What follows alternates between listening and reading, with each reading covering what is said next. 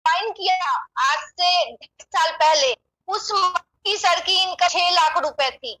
और मैं बहुत सौभाग्यशाली हूँ क्योंकि पहले महीने ही जब मैंने फास्टेड किया था तो मुझे सर से मिलने का मौका मिला था, और उस समय से अब तक सर के गाइडेंस में काम कर रहे हैं और बहुत फॉर्चुनेट है कि सर की टीम में है। डायरी और पेन लेके बैठिएगा क्योंकि आज सर जो सिखाएंगे अगर उसको हमने फॉलो कर लिया तो मान के चलिए कि आपकी इतनी अच्छी ग्रोथ होने वाली है। क्योंकि आज मैं बताऊं तो सर ने जो 8% में मुझे सिखाया था उसी चीज को पकड़ के मैंने काम किया है और आज मैं इस लेवल पे हूँ। तो thank you sir, thanks for your precious time and ज्यादा समय ना लेते हुए over to you sir and warm welcome. एक बार झा सर सबको अनम्यूट कर दें ताकि सर का वेलकम कर सकें हम। ओके जी, आप सभी वेलकम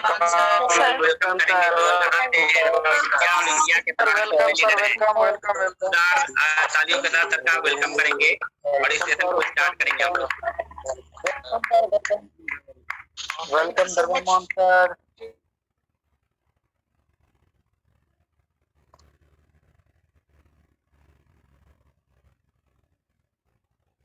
सर आप मान सर आपकी आवाज नहीं आ रही है सर। झा सर, सर को होस्ट बना दिया है ना? एक मिनट मैम, आप मैम होस्ट हैं, आपके हाथ में है। एक मिनट सर हैंड रेज कर दें एक बार आप। माइट भी सर अभी हमारे बीच नहीं है, एक बार वेटिंग में देखिए। सर अभी आए थे। मैम सर हैं हमारे साथ में, आप होस्ट हैं, आप प्लीज सर को होस्ट बनाएं, सर हैं हमारे साथ जी में। जी दिख गए। जी बिल्कुल जी सर को होस्ट बना दिया एंड वार्म वेलकम सर, आपका बहुत बहुत स्वागत है आपकी अपनी टीम में and over to you sir. Thank you Jha साहब, तहे दिल से आप सभी का धन्यवाद और जितने भी साथी मुझे सुन रहे हैं मैं सभी का तहे दिल से अभिनंदन करता हूं। और शुरुआत करते हैं परिचय से, सीधा मुद्दे पे आते हैं। लॉकडाउन में बहुत लंबा टाइम हो गया भाई, आप लोगों से मुलाकात हुई नहीं है। पहले तो हम लोग सेशंस में मिलते रहते थे लेकिन लॉकडाउन के दौरान मुलाकात संभव नहीं है और ये बहुत अच्छा है कि आप सभी लोग अपने घरों में हैं। होप कि सभी लोग अच्छे होंगे और ईश्वर से मेरी प्रार्थना है कि सभी लोग अपना बिल्कुल सबसे पहले अपने सेहत का ध्यान रखें। दोस्तों मेरा नाम धर्मेंद्र मान है और मैं दिल्ली से हूँ। मेरा जो नेटिव प्लेस है वो दिल्ली नहीं है, मेरा जो जन्म है वो दिल्ली के अंदर नहीं हुआ है। मैं दिल्ली में रहता जरूर हूँ लेकिन जो मेरा जन्म हुआ है वो उत्तर प्रदेश के अंदर एक छोटे से गांव में हुआ है। ये मैं परिचय क्यों आप लोगों को दे रहा हूँ ताकि देखो अभी क्या है ना कि जैसे मेरे बारे में आपको बताया, झा साहब ने बताया, रूबी मैम ने आपको बताया, तो ये लगता है कि यार ये लाइफस्टाइल इन लोगों की इसलिए है क्योंकि ये लोग बहुत बड़े घरानों से होंगे, है ना। जब ये पैदा हुए होंगे तो सिल्वर स्पून इनके मुंह से लगी हुई होगी और ये कॉन्वेंट स्कूलों में पढ़े होंगे, तो ऐसे लोग ही आगे जीवन में जा पाते। कुछ ऐसी धारणाएं आप लोगों के मन में या तो बन रही होंगी या बचपन से हम लोग ऐसी धारणाएं लेकर के चलते रहते हैं। तो मैं आपकी जानकारी के लिए बता दूं कि बहुत छोटे से साधारण परिवार में, फार्मर फैमिली में मेरा जन्म हुआ है ना। मेरे दादाजी खेती करते थे और मैं आपको बता दूं कि बहुत बड़े किसान नहीं थे, वो एक छोटे किसान थे, ज्यादा जमीन जायदाद नहीं थी। तो मेरे पिताजी अपने परिवार में थोड़े से पढ़े लिख गए थे क्योंकि हर पेरेंट्स की कोशिश होती है कि वो अपने बच्चों को पढ़ाए। और मेरे दादा ने जैसे कि मेरे पिताश्री को पढ़ाया तो पिताजी काम की तलाश में फिर दिल्ली आ गए। देखिए आपको पता होगा कि आसपास के जो जो जो हमारे छोटे गांव कस्बे होते हैं वहां के लोग काम की तलाश में बड़े शहरों तक, जो नजदीक शहर पड़ते हैं, तो वहां तक आ जाया करते। जैसे आप में से भी बहुत सारे लोग यहाँ की पैदाइश, जहां भी आप हैं यहाँ की पैदाइश नहीं होंगे, आप किसी ना किसी गांव से, किसी कस्बे से, कहीं दूर से आप यहाँ पर आए होंगे। शायद आप लोग मेरी बात से सहमत होंगे। इसी तरीके से मेरे पिताजी क्योंकि दिल्ली नजदीक शहर पड़ता था तो काम की तलाश में दिल्ली आ गए। ये बात है 1983 की। तो 1981 में वो दिल्ली आए और दिल्ली आने के बाद उनको 2 साल लगे दिल्ली में सेटल होने में और 2 साल के बाद उन्होंने अपने परिवार को दिल्ली बुलाया। परिवार में कौन लोग थे? परिवार में मेरी माता जी और 4 बहन भाई हम थे जिसमें सबसे बड़ा मैं हूँ। तो मैं अपने चारों बहन भाइयों में सबसे बड़ा हूँ और 83 में हम लोग दिल्ली आ गए। तो आप बताऊं मैं आपको कि दिल्ली आने से पहले जो मेरी बेसिक एजुकेशन हुई है वो गांव में हुई है है ना। गांव में जो हमारा विद्यालय था जिसमें हमने एजुकेशन ली है, वो आप विश्वास नहीं करेंगे कि उस स्कूल के अंदर कमरा नहीं था और हम लोग नीम के नीचे बैठ के पढ़ते थे, टूटे हुए कमरे थे, है ना। तो नीम के नीचे बैठ के पढ़ते थे और ये वो जमाना था जब तख्ती पे हम लोग लिखते थे।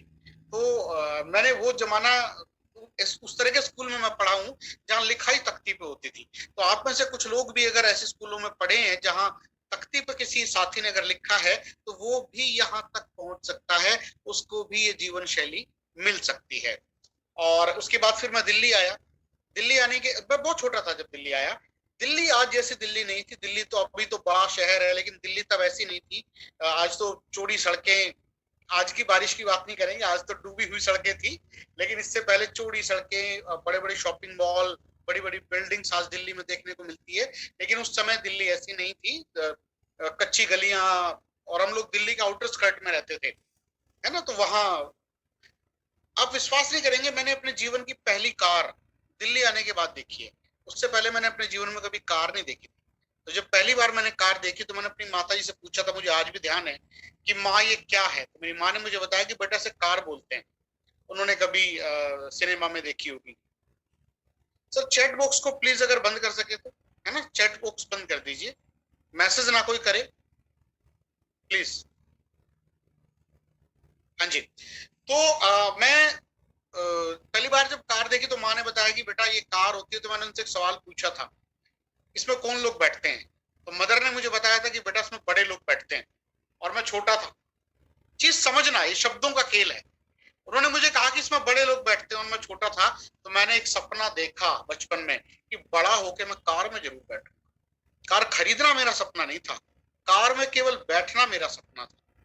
उन्हीं दिनों की बात है कि हमारे घर के ऊपर से एक फ्लाइट गुजरी, हवाई जहाज जिसे कहते हैं। आज तो दिल्ली बड़ा शहर है, फ्लाइट्स भी बढ़ गई हैं, आजकल तो बहुत ज्यादा है, ये पहले इतना नहीं होता था। तो मैंने अपनी माँ से बड़ी जिज्ञासा बस पूछा कि माँ ये क्या है।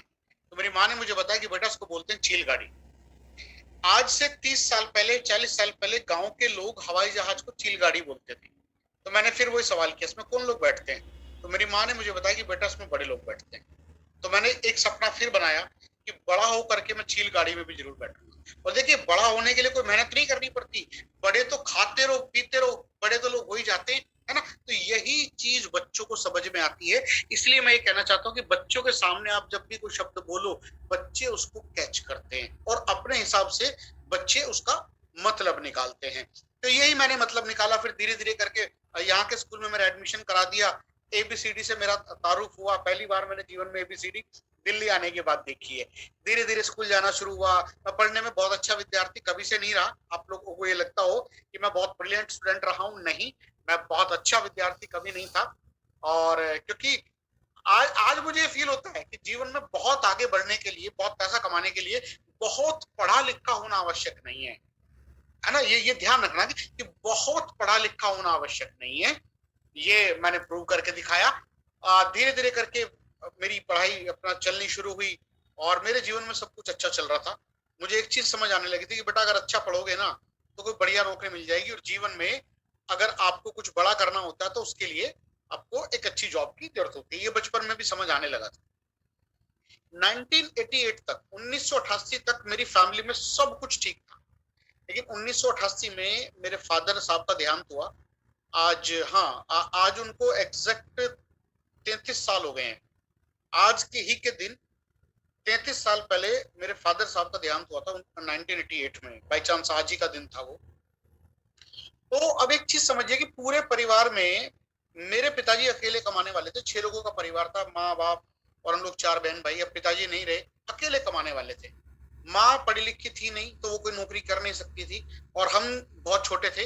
मैं अगर बात करूं, जैसे कि मैंने बताया मैं सबसे बड़ा हूं अपने घर में बहन भाइयों में, उसके बावजूद भी मेरी उम्र 12 साल थी। तो 12 साल का बच्चा क्या कर पाएगा। सिचुएशन इतनी टफ हुई, आप विश्वास नहीं करेंगे। मैंने वो टाइम देखा कि परमात्मा किसी को ऐसा समय ना दिखाए कि एक समय अगर खाना खाए तो दूसरे समय मिलेगा नहीं मिलेगा, ऐसा भरोसा नहीं। और ऐसे टाइम में सबसे पहले वो लोग किनारा करते हैं जो सबसे ज्यादा साथ होने का दम भरते हैं। रिलेटिव्स सबसे पहले वो लोग किनारा कर जाते हैं, कहीं कुछ मांग ना ले, कहीं हमें नुकसान ना दे जाए। आपने देखा होगा कि मुसीबत के टाइम पे सबसे पहले यही लोग साइड हो जाया करते हैं। लेकिन देखिए ईश्वर बड़ी चीज है साहब, हम सब उसकी संतान है, वो सारी व्यवस्थाएं करता है, अच्छी बुरी कम ज्यादा सबके लिए व्यवस्थाएं होती हैं। तो उन्होंने हमारे लिए भी एक व्यवस्था की कि मेरी माँ पढ़ी लिखी तो नहीं थी, लेकिन उनको एक काम आता था, और गांव से जुड़े हुए हर आदमी को तकरीबन ये काम आता है, पशुपालन। हम लोगों ने भैंसे रखी और दूध बेच करके गुजर बसर करनी शुरू की। मुझे आज भी अच्छे से याद है कि 8वीं क्लास में पढ़ता था, मैं बहुत छोटा था, और सुबह 4 बजे उठ के जानवरों का चारा पानी करने के बाद मैं स्कूल जाया करता था। मैं क्या कहना चाहता हूँ, उस समय पे अपने माँ की मदद मैं जिस तरीके से भी कर सकता था उस तरीके से मैंने की। देखिए मैं फिजिकल ही कर सकता था, क्योंकि फाइनेंशियली मैं बहुत छोटा था तो मैं सपोर्ट नहीं कर सकता था। जिस तरीके से भी आप अपनी फैमिली को सपोर्ट करें, करना चाहिए। और आपके प्लेटफॉर्म के माध्यम से अगर कोई युवा मुझे आज सुन रहा है, तो युवाओं को मैं यहाँ से एक मैसेज देना चाहता हूँ, खासतौर से आज का युवा। पेरेंट्स अगर एक गिलास पानी मांग लेना तो वो तक नहीं दिया जाता। मैं आप लोगों से एक बात कहना चाहता हूँ दोस्त, आपके पेरेंट्स ने आपके लिए इतना कुछ किया है कि अगर आप अपनी खाल के जूते भी उनको पहनाओगे ना, आप अपने पेरेंट्स का कर्जा जीवन में कभी नहीं उतार सकते। ये चीज हमेशा ध्यान रखना, वो जो बोले वो हमेशा आपके फायदे के लिए होता है।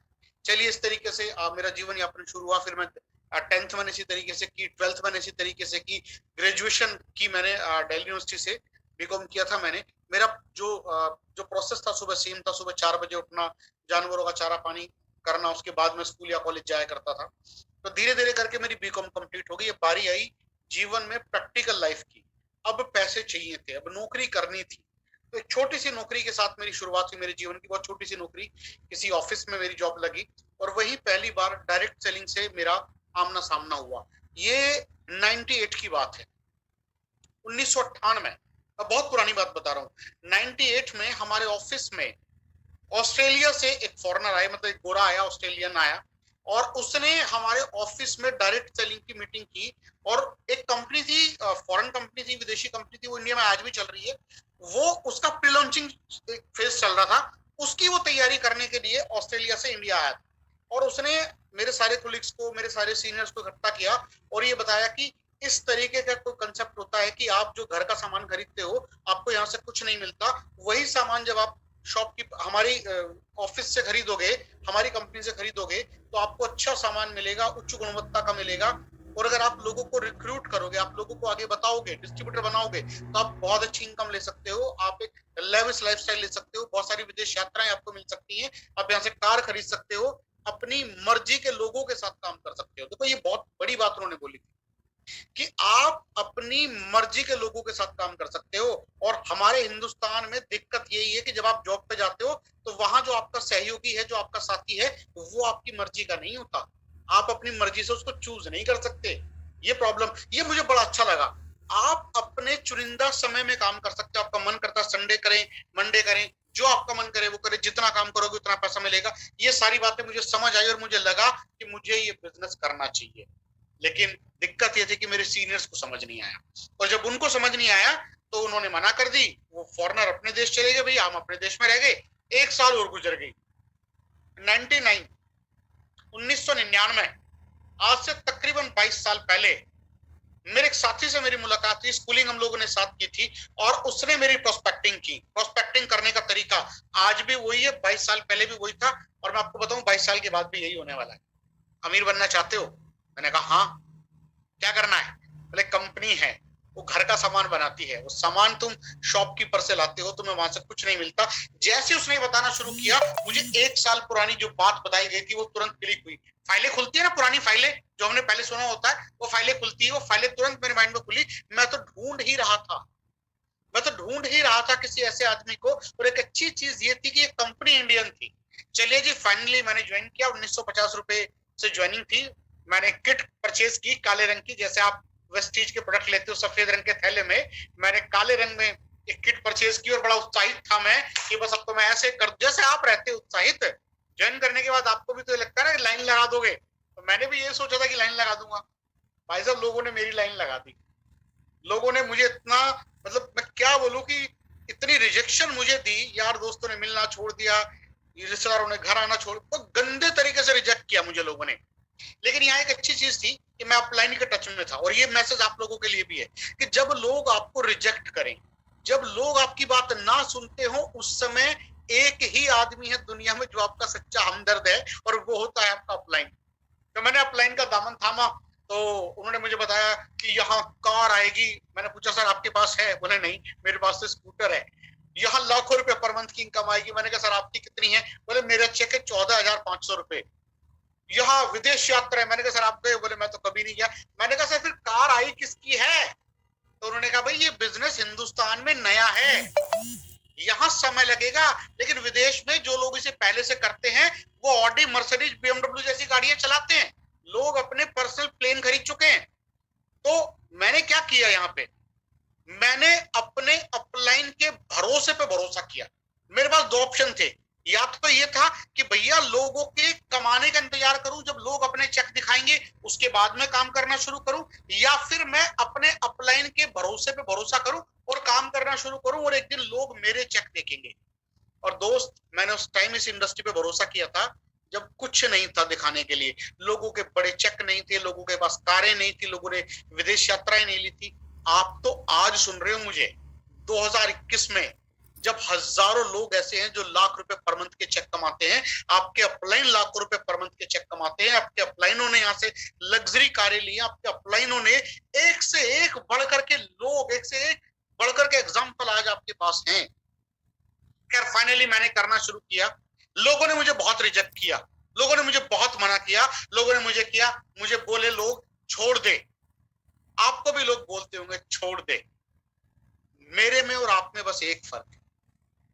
जब लोग मुझे कहते थे तेरे से नहीं होगा तू छोड़ दे, तो मैं एक ही चीज सोचता था अपने मन में, यार तू मेरे कहने से कर नहीं रहा और तेरे कहने से मैं छोड़ दूं, ऐसा तो नहीं हूं भाई, है?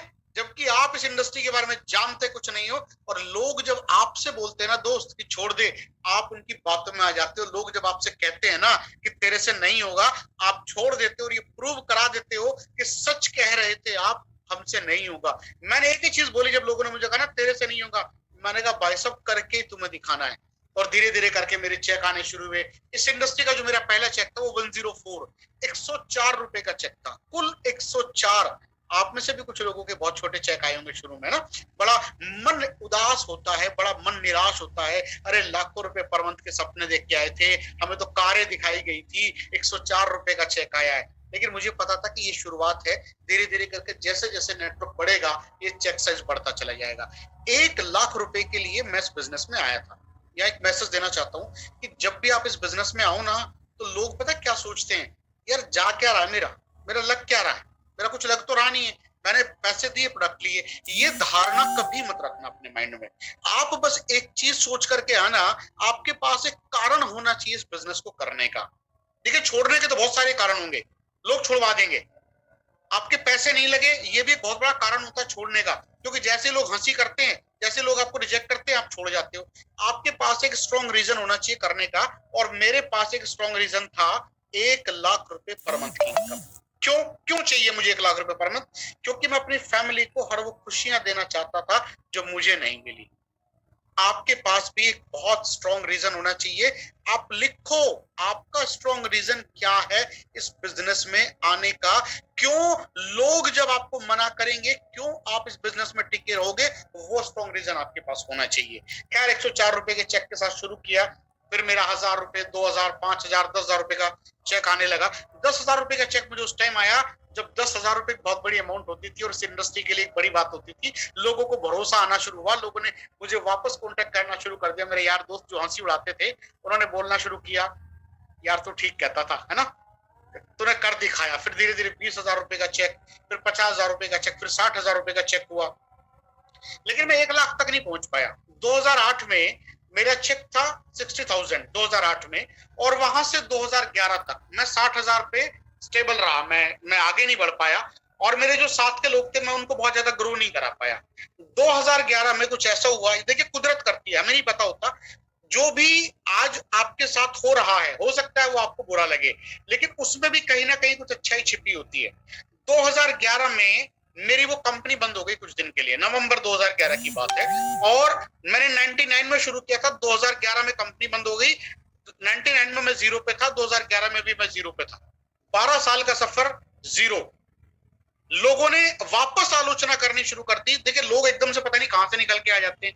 अरे हम तो पहले ही कहते थे, इवन फैमिली ने, मेरी मदर ने, सारी फैमिली बिल्कुल अपोजिट हो गई कि अब इस एज में क्या नया काम करेगा, बच्चे बड़े हो गए हैं, स्कूल जाने लगे हैं, कैसे खर्चा चलेगा। मैंने कहा भरोसा है ना मेरे ऊपर, चिंता मत करो, सब हो जाएगा। इन 12 सालों में मेरी इनकम तो जीरो हो गई है, ठीक है, लेकिन इन 12 सालों में मैंने बहुत सारी किताबें पढ़ी थी डायरेक्ट सेलिंग के ऊपर, मैंने बहुत सारी किताबें पढ़ी थी माइंडसेट के ऊपर, मैंने बहुत सारी किताबें पढ़ी थी कि ये इंडस्ट्री आने वाले दिनों में क्या करने वाली है। तो मुझे एक चीज पता थी, हिंदुस्तान में बिजनेस नया है, लेकिन विदेशों में जो लोग इसे पहले से करते हैं वो बहुत बड़ी इनकम यहां से लेते हैं। तो मुझे एक चीज पता थी कि भैया अगर कोई अच्छी कंपनी ढूंढ करके मैं शुरू कर दूं ना तो बहुत बड़ा काम हो जाएगा। और अच्छी कंपनी ढूंढी मैंने, वेस्टीज। 4 महीने लगा ये कंपनी ढूंढने में। नवंबर 2011 में कंपनी बंद हुई, मार्च 2012 में वेस्टीज का प्लान देखा। मुझे आज भी अच्छे से याद है, 4 महीने लगे। 5 मार्च का दिन था, बाली सर का बर्थडे था, उस दिन हम लोग कंपनी में गए थे प्लान देखने, और बाली सर ने अपने बर्थडे का सेलिब्रेशन छोड़ करके खुद अपने हाथ से प्लान दिखाया था। और उसी दिन मुझे एक चीज समझ आ गई थी, इस कंपनी के ओनर का विजन बहुत स्ट्रांग है। जो आदमी इतनी बड़ी कंपनी होने के बाद आज भी अपने हाथ से प्लान दिखा सकता है, वो कुछ भी कर सकता है। तो इस तरीके से साहब 5 मार्च को प्लान देखा, लेकिन ज्वाइन किया 13 मार्च को। ये शब्द भी ध्यान से सुनना, 5 मार्च 2012 प्लान देखा, 13 मार्च 2012 ज्वाइन किया। 8 दिन लिए, क्यों? सोचने में, करें कि नहीं करें, करें कि नहीं करें। और 8 दिन के बाद जब डिसाइड किया कि करना है, आज तक कभी मन में डाउट नहीं आया करें कि नहीं करें। जो करना था उन 8 दिनों में कर लिया, सारी छानबीन सब कुछ कर लिया, और उसके बाद आज तक कभी पीछे मुड़ के नहीं देखा।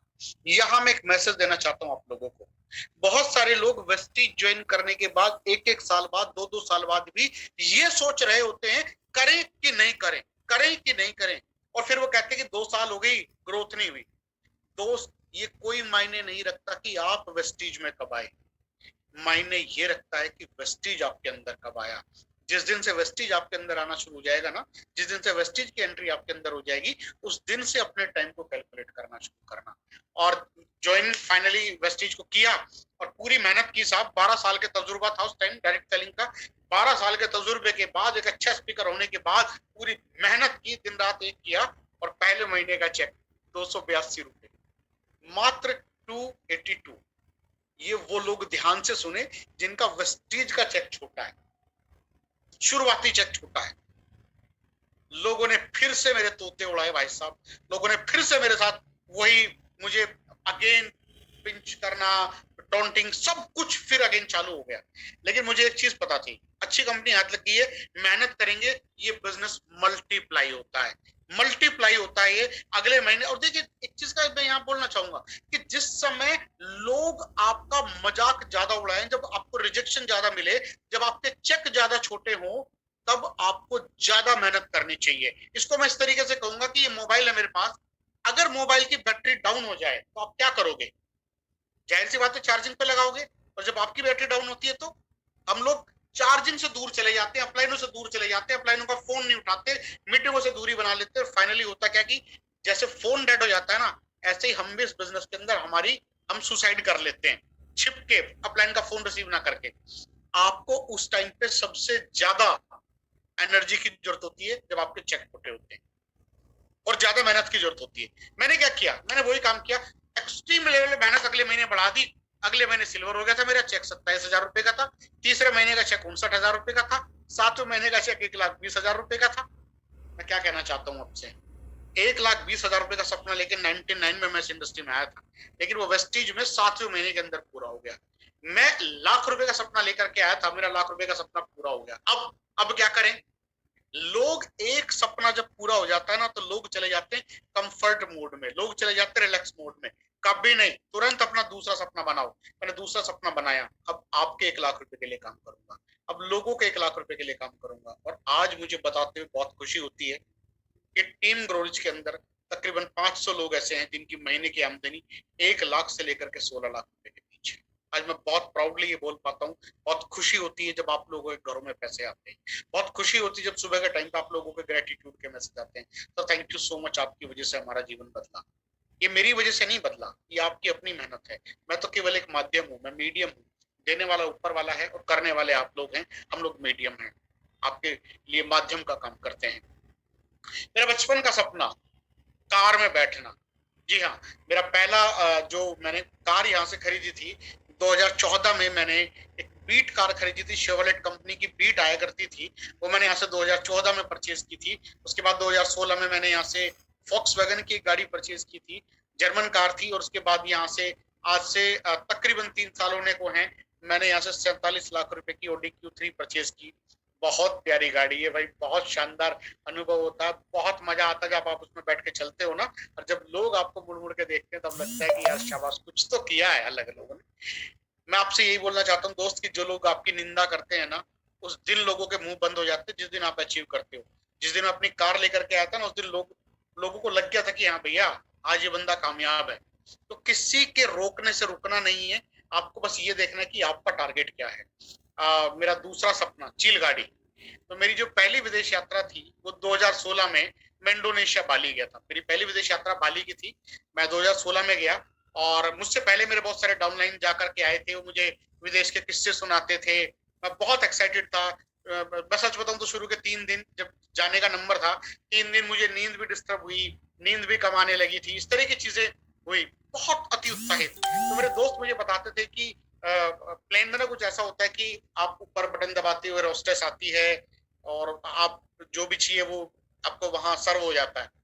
तो इंडोनेशिया वाले टूर पे जब मैं बाली गया, मैंने कुछ नहीं किया, मैं थोड़ा सा डरा हुआ था। मैंने लोगों को करते हुए देखा तो थोड़ी मेरी हिम्मत बढ़ी। 2017 में मैं अबू धाबी गया, दुबई। तो तब मैंने बटन दबाया और एयर होस्टेस आई, तो मैं पूछा, sir what can I do for you.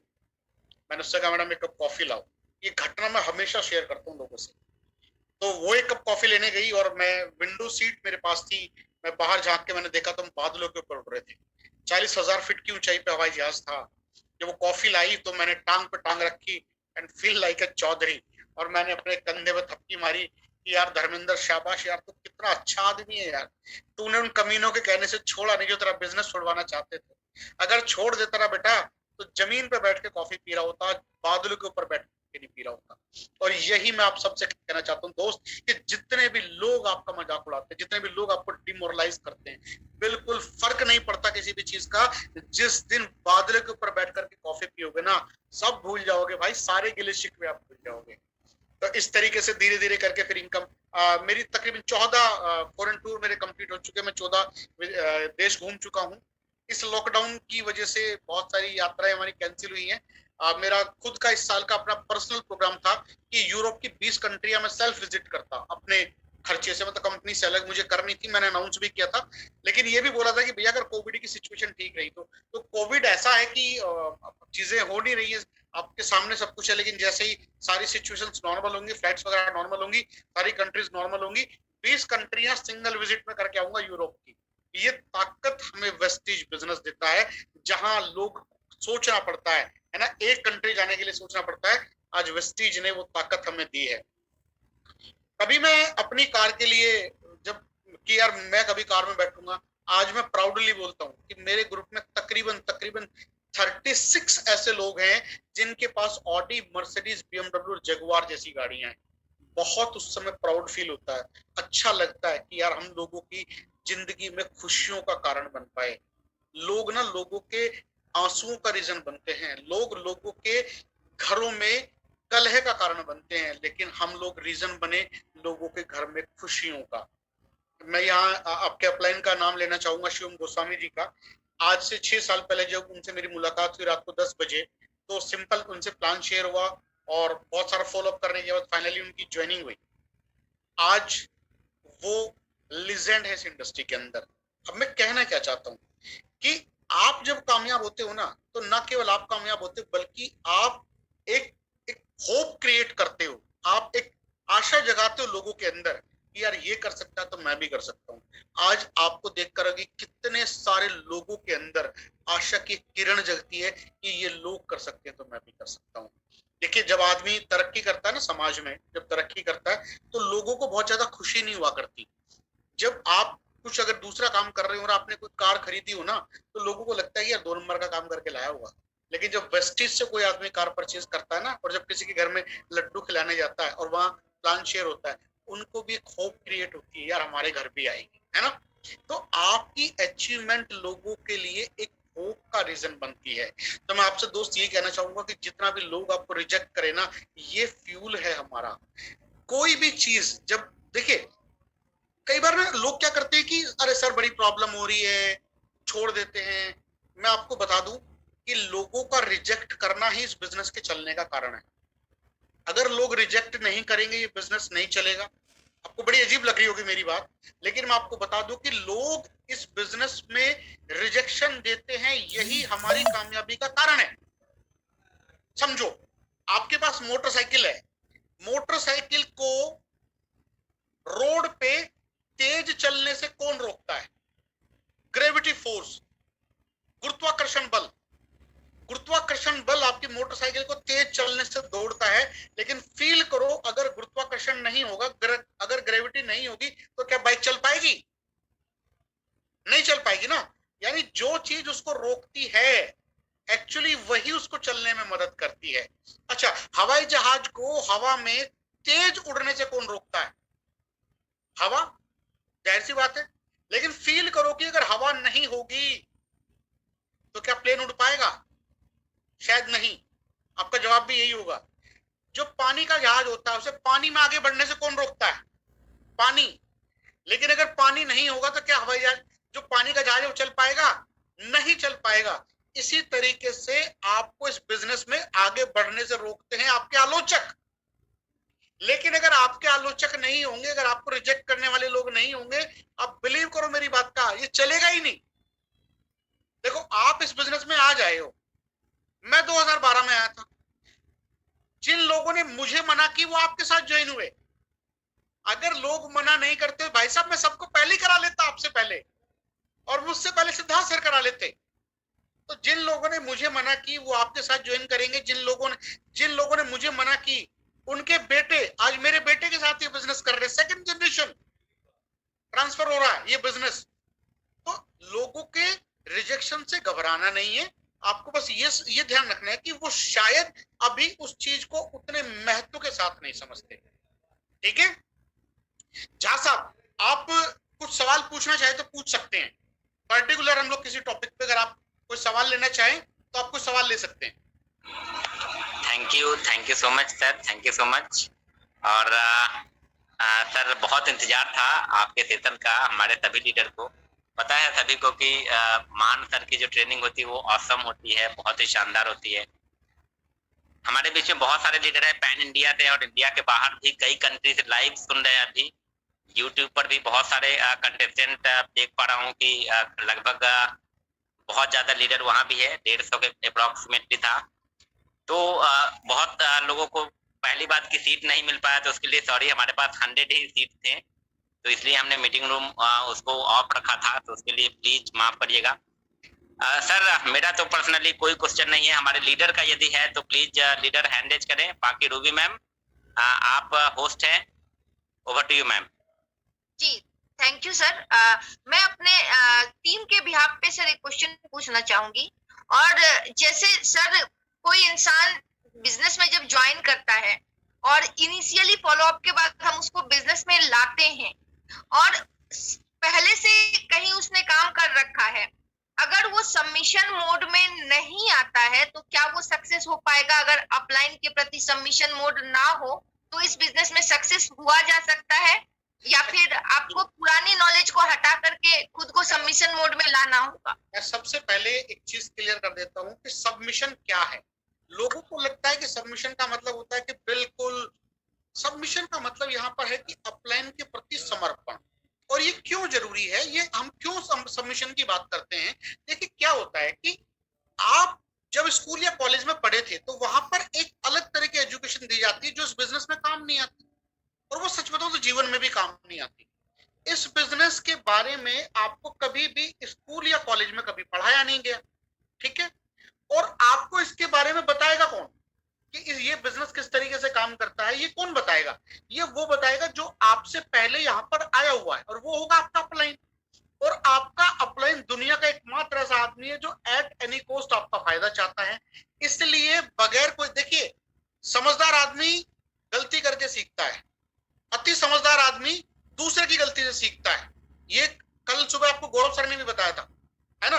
तो हमें क्या करना है, अपने अपलाइन की गलतियों से, अब मुझे पता है कि मुझे इस इंडस्ट्री में 22 साल हो गई, क्या काम करने से रिजल्ट आते हैं और क्या नहीं करने से रिजल्ट आते हैं वो भी मुझे पता है। तो मैं आपको हर उस चीज से रोकने की कोशिश करता हूं। अब एक बात यहाँ पर ये आती है निकल करके कि बहुत सारे लोग डिफरेंट डिफरेंट प्रोफेशन से आते हैं, बिल्कुल सही बात है। उनको ये लगता है कि यार मैं तो पहले से जानता हूँ, है, मैं तो इंजीनियर हूँ, मैं तो डॉक्टर हूँ, मैं तो टीचर हूँ, मैं तो गांव का प्रधान हूँ, मैं तो पॉलिटिशियन हूँ, मैं तो एमएलए हूँ, तो मेरे पास तो बहुत तजुर्बा है, मेरी तो समाज में बहुत इज्जत है। बिल्कुल, और हम भी आपको प्रणाम करते हैं, लेकिन ये बिजनेस अलग तरीके से काम करता है। एक चीज समझिए, एक डॉक्टर है होम्योपैथी का, एक होम्योपैथी का डॉक्टर है, उसको क्या वो एलोपैथी में ट्रीटमेंट कर पाएगा? जबकि एलोपैथी का भी तो डॉक्टर ही होता है ना। होम्योपैथी का डॉक्टर क्या एलोपैथी में ट्रीटमेंट कर पाएगा? नहीं कर पाएगा, क्योंकि उसको पहले ये सीखना पड़ेगा। जबकि दोनों ही केसेस में दोनों बंदे डॉक्टर हैं, वो नहीं कर पाएगा। एक बहुत अच्छा इंजीनियर, सिविल इंजीनियर जो ब्रिज डिजाइन करता है, क्या वो किसी के बाल काट पाएगा? नहीं काट पाएगा ना, क्योंकि दोनों की कला अलग है, दोनों अपने अपने फील्ड में मास्टर हैं। इस बिजनेस में आपका पिछला ज्ञान, मैं आपसे रिक्वेस्ट करूंगा कि अगर आपको किसी भी तरह का पिछला ज्ञान है, उसे प्लीज आप फॉर्मेट मार दीजिए। आप अपने जैसे फोन को फॉर्मेट मारते हैं ना, नहीं तो एरर आएगा बार बार, वो पिछला आपको परेशान करेगा। अच्छा चलो, मैं एक आपसे सवाल पूछता हूँ रूबी मैम, एक सवाल है मेरा आपसे, और आपके बिहाफ पे सबसे मैं ये पूछ रहा हूँ। एक 25 साल का युवा है और एक 3 साल का लड़का है, और दोनों को हमने वेस्ट बंगाल भेजा। सबसे पहले बंगाली भाषा कौन सीखेगा? 25 साल का युवा या 3 साल वो का? बच्चा सीखेगा, क्योंकि उसका ब्रेन बिल्कुल खाली है, और पहला लैंग्वेज अगर उसका होगा तो वो सबसे पहले सीखेगा। ठीक है, एग्जैक्टली। क्योंकि वो क्या करेगा, जैसे सुनेगा ना, वो सबमिशन में होता है, वो जैसे सुनेगा उसको आत्मसात कर लेगा, उसको अपने अंदर उतार लेगा। लेकिन जो 25 साल का युवा है, उसका एक तजुर्बा है, उसके पास 25 साल की अपनी कहानी है, उसके पास, है ना, यस मैं भी कुछ हूं, वो पहले बंगाली भाषा को हिंदी में कन्वर्ट करेगा, हिंदी में अनुवाद करेगा, उसके अपने हिसाब से निकालेगा, उसके बाद बोलने की कोशिश करेगा। और यही कारण है कि जो लोग इस बिजनेस में सीखे हुए आते हैं ना, वो लोग ज्यादा लंबे समय के बाद काम करते हैं। मैंने यहाँ ऐसे लोगों को कामयाब होते हुए देखा, बिलीव करना मेरी बात का, जिनको पढ़ना नहीं आता। मेरी टीम में डीसी राजपूत जी है, डालचंद राजपूत, उनको पढ़ना नहीं आता। 70 साल की उम्र है उनकी, 70 साल की उम्र में एक आदमी जिसको पढ़ना नहीं आता, वो यहाँ से 5 लाख रुपए पर मंथ कमाता है, ऑडी जैसी गाड़ियां चलाता है। और बहुत सारे लोग हमारे समाज में ऐसे हैं जो बेहद पढ़े लिखे हैं, बेइंतहा पढ़े लिखे, इवन टीचर हैं, और वो 50,000 रुपए या लाख रुपए पर मंथ के आसपास होते। मैं क्या कहना चाहता हूँ, इस बिजनेस में आपकी एजुकेशन काम नहीं करती, आपका सबमिशन और आपके सीखने की कला ये काम करती है। और देखिए, बगैर सीखे तो साइकिल नहीं चलती, तो फिर भी बिजनेस है, इसको भी सीखना पड़ेगा। इसके बारे में कहीं स्कूल कॉलेज में नहीं पढ़ाया जाता, इस तरह के मीटिंग और सेमिनार में ही इसको सिखाया जाता है। तो आपको अपने अपलाइन के प्रति समर्पित रहना चाहिए। जी सर, थैंक यू सर। हमारे बीच कुछ हैंड रेज है सर, तो मैं क्या इन लोगों के सवाल ले लूं? आप लोगों का कोई क्वेश्चन हो तो आप लोग सर से पूछे। पहले राइकुल सर का हैंड रेज है, तो राइकुल सर आप अपने आप को अनम्यूट करें सर।